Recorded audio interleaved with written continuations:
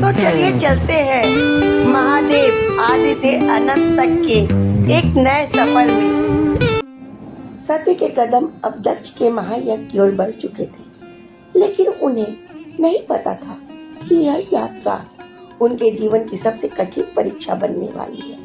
यज्ञ स्थल पर पहुंचते ही माता सती ने देखा कि चारों ओर वैदिक मंत्रों की गूंज है। देवता, ऋषि, मुनि और प्रजापति अपने अपने स्थान पर विराजमान है।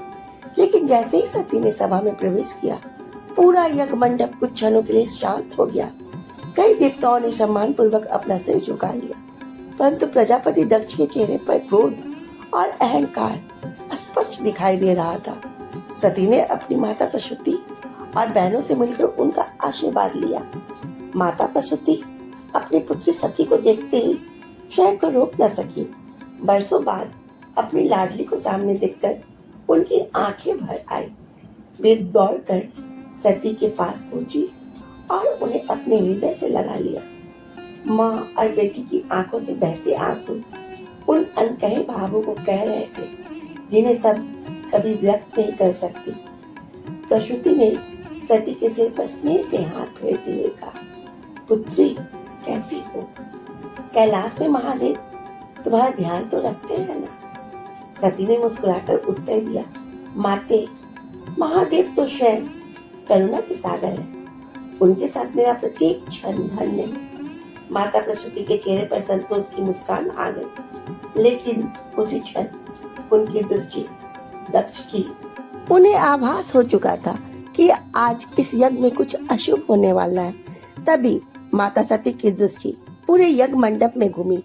उन्होंने देखा कि सभी देवताओं के लिए यज्ञ में स्थान निर्धारित था।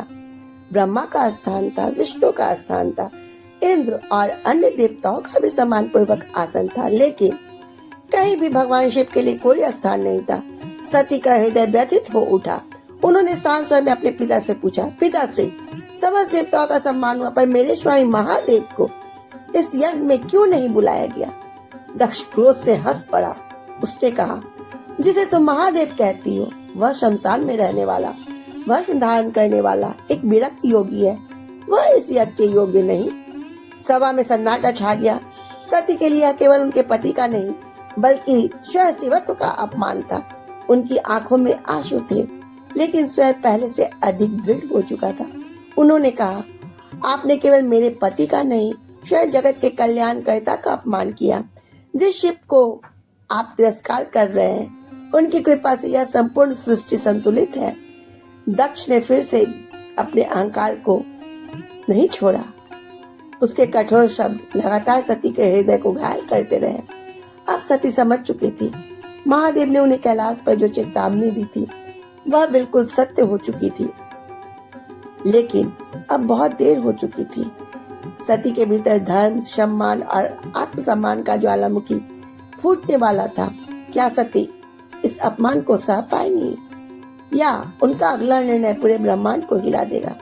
जानिए अगले एपिसोड में सती का आत्मदाह और शिव का रौद्र रूप। हर हर महादेव। अगर आपको ये वीडियो पसंद आए तो चैनल को लाइक, सब्सक्राइब और शेयर जरूर करें और बने रहे अगले एपिसोड तक। हर हर महादेव। ओम नमः शिवाय। ओम नमः शिवाय।